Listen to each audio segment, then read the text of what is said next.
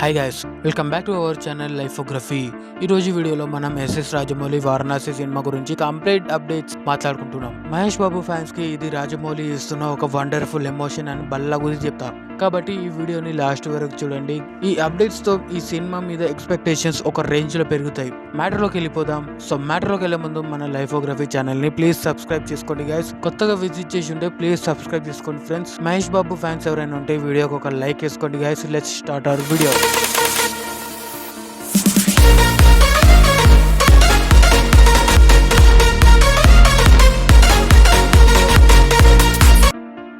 So update number 1, as per today వస్తున్న సమాచారం ప్రకారం రాజమౌళి గారు వారణాసి సినిమాని 2 పార్ట్స్ గా రిలీజ్ చేయాలని ఫిక్స్ అయ్యారని రూమర్స్ వస్తున్నాయి. స్టోరీ స్కోప్ చాలా పెద్దగా ఉండడం వల్ల ఒక 3 గంటల సినిమాలో మొత్తం చూపించడం కష్టం అని చెప్పేసి ఈ డెసిజన్ తీసుకున్నారంట. సో మొదటి పార్ట్ సక్సెస్ ని బట్టి సెకండ్ పార్ట్ కి ఇంకా ఎక్కువ హైప్ క్రియేట్ చేసే ప్లాన్ లో ఉన్నారు. అయితే ఇక్కడ ట్విస్ట్ ఏంటంటే సినిమాలో మెయిన్ గా స్టోరీ మొత్తం మాక్సిమం ఒకే పార్ట్ లో చేద్దామని ఫస్ట్ అనుకొని ఈ సినిమా స్టార్ట్ చేశారు. కానీ స్టోరీ ప్లాట్ కి తగ్గట్టు చూపించాలంటే 2 పార్ట్స్ అయితేనే అది సాధ్యం అని చెప్పేసి అనుకుంటున్నారు.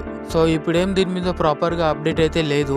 ఇది తెలియాలంటే కొంచెం వెయిట్ చేయాల్సిందే. సో సెకండ్ అప్డేట్ వచ్చేసి ఇండియన్ సినిమా చరిత్రలో మొదటిసారి ఒక పెద్ద షెడ్యూల్ ని అంటార్టికాలో ప్లాన్ చేశారు. నెక్స్ట్ మంత్ నుండి రోజ్ ఐ షెల్ఫ్ దగ్గర షూటింగ్ అయితే మొదలు కాబోతుంది. సో ఇక్కడ మహేష్ బాబుకి సంబంధించిన కొన్ని high octane survival action sequence ని రాజమౌళి గారు షూట్ చేయబోతున్నారు. ఇది చాలా ఛాలెంజింగ్ షెడ్యూల్ అని యూనిట్స్ చెప్తున్నారు. ఎందుకంటే అంటార్టికాలో మొత్తం మీద -56 to -69 degrees సెల్సియస్ వరకు కోల్డ్ ఉంటుంది. అక్కడ షూటింగ్ అంటే అది ఛాలెంజింగ్ పార్ట్ అనే చెప్పాలి. కెమెరా రికార్డింగ్ సిస్టమ్స్ కి అక్కడ కరెంట్ అయితే అస్సలు ఉండదు. మొత్తం బ్యాటరీ మీదనే నడిపియాలి. సో అక్కడ టెంపరేచర్ ని బట్టి మాక్సిమం బ్యాటరీస్ తొందరగా డ్రైన్ అయ్యే ఛాన్స్ ఉంది. సో నెక్స్ట్ మంత్ నుండి అంటార్టికాలో షెడ్యూల్ అయితే స్టార్ట్ చేస్తున్నారు. సో అప్డేట్ నెంబర్ 3, హైదరాబాద్ లోని అన్నపూర్ణ స్టూడియోస్ లో ఉన్న లేటెస్ట్ మోషన్ క్యాప్చర్ ల్యాబ్ ని రాజమౌళి గారు యూజ్ చేస్తున్నారు. సో ఈ రోజు అప్డేట్ ప్రకారం ఒక 25 minutes యాక్షన్ సీక్వెన్స్ ని మొత్తం ఈ టేక్ తోనే కంప్లీట్ చేశారు. మైథలాజికల్ క్రియేచర్స్ కి మహేష్ బాబుకి మధ్య జరిగే ఫైట్స్ లో రియలిస్టిక్ లుక్స్ కోసం ఈ టెక్నాలజీని యూజ్ చేస్తున్నారు.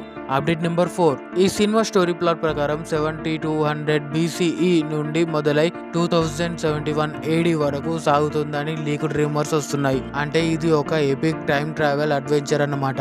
పాస్ట్, ప్రెజెంట్ అండ్ ఫ్యూచర్ ని కనెక్ట్ చేస్తూ రాజమౌళి గారు ఒక గ్రిప్పింగ్ నరేటివ్ ని బిల్డ్ చేస్తున్నారు. ఇందులో ప్రియాంక చోప్రా క్యారెక్టర్ మండాకిని అని తెలిసిందే. ఈ టైమ్ లైన్ గ్యాప్ ని బ్రిడ్జ్ చేస్తుంది. అప్డేట్ నెంబర్ 5, ఒరిజినల్ వారణాసిలో షూటింగ్ చేయడం క్రౌడ్ వల్ల కష్టం అని చెప్పేసి హైదరాబాద్ లో అవుట్స్కిట్స్ లో 30% స్కేల్ తోనే ఒక హ్యూజ్ రిప్లీషియా సెట్ వేశారు. కాశీగంజ్ టెంపుల్స్ అండ్ నారో లేన్స్ అన్ని అసలైన వారణాసి లానే ఉంటాయి. ఈ సెట్ కోసం ప్రత్యేకంగా రత్నేశ్వర్ మహాదేవ్ టెంపుల్ రిప్లేషియాన్ని కూడా చాలా డీటెయిల్డ్ గా నిర్మించారు. అప్డేట్ నెంబర్ 6, సినిమాలో మహేష్ బాబు క్యారెక్టర్ పేరు రుద్ర అయిన ఒక స్పెషల్ హిస్టారికల్ ఫ్లాష్ బ్యాక్ లో ఆయన లార్డ్ రామ్ అవతారంలో కనిపిస్తున్నారనే ఒక న్యూస్ అయితే హాట్ గా వైరల్ అవుతుంది. దీనికోసం మహేష్ బాబు చాలా ట్రాన్స్ఫర్మేషన్స్ అయితే చేశారు. ఈ సెగ్మెంట్ లో CGI అండ్ VFX హెల్ప్ తో ఒక ఎథ్రియల్ మైథలాజికల్ వరల్డ్ ని క్రియేట్ చేస్తున్నారు. So update number 7, Malayalam star Prithviraj Sukumaran ఇందులో మెయిన్ యాంటాగనిస్ట్ క్యారెక్టర్ గా చేస్తున్నారు. ఆయన క్యారెక్టర్ పేరు కుంభ. ఇది కుంభకర్ణ ఇన్స్పిరేషన్ తో డిజైన్ చేసిన మోడర్న్ రోల్. మహేష్ బాబుకి పృథ్వీరాజ్ కి మధ్య వచ్చే ఫేస్ ఆఫ్ సీన్స్ సినిమాకి మెయిన్ హై పాయింట్స్ గా ఉంటాయని టాక్.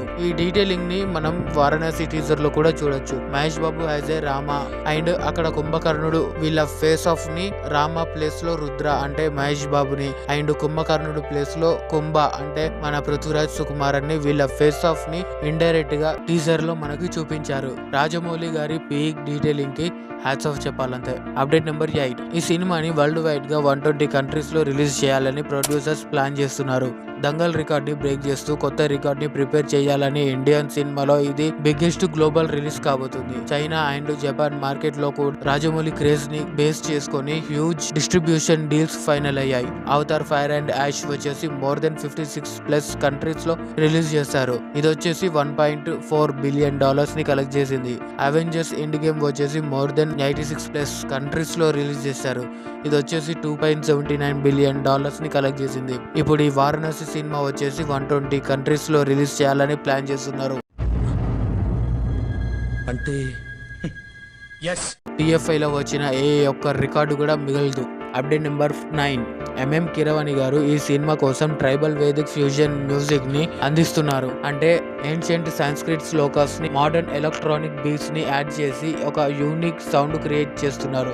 ఆల్రెడీ 5 సాంగ్స్ ఫినిష్ అయ్యాయని, ఇందులో శివ తాండవం ట్రాక్ ఒక హైలైట్ గా ఉంటుందని అప్డేట్స్ వస్తున్నాయి. So last and final update number 10. Finally cinema team confirm చేసిన న్యూస్ ప్రకారం వచ్చేసి పార్ట్ 1 ని ఏప్రిల్ 7, 2027 శ్రీరామనవమి స్పెషల్ రోజు రిలీజ్ చేస్తున్నారు. డిజిటల్ రైట్స్ కోసం నెట్ఫ్లిక్స్ అండ్ అమెజాన్ ప్రైమ్ మధ్య పెద్ద వార్ జరగబోతుంది. ఆల్మోస్ట్ 1400 crores బడ్జెట్ తో నిర్మిస్తున్న ఈ సినిమా రికార్డ్స్ ని తిరగరాయడం ఖాయం అని ఫ్యాన్స్ పక్కా ఫిక్స్ అయ్యారు. ఈ సినిమాతో మహేష్ బాబు కెరీర్ ఎక్కడికో పోతుంది, ఒక రేంజ్ లో మారిపోతుంది. ఈ సినిమా బాక్స్ ఆఫీస్ వద్ద ఎంత కలెక్ట్ చేస్తుందో కామెంట్ లో చెప్పండి ఫ్రెండ్స్. ఈ అప్డేట్స్ కోసం ఒక లైక్ అయితే కొట్టేసేయండి. అండ్ మన లైఫోగ్రఫీ ఛానల్ ని ప్లీజ్ సబ్స్క్రైబ్ చేసుకోండి గైస్. ఎవరైనా కొత్తగా విజిట్ చేసి ఉంటే ప్లీజ్ సబ్స్క్రైబ్ చేసుకోండి గైస్. ఒక చిన్న సపోర్ట్ తోటి మన ఛానల్ అయితే గ్రో అవ్వడం జరుగుతుంది. Thanks for watching guys.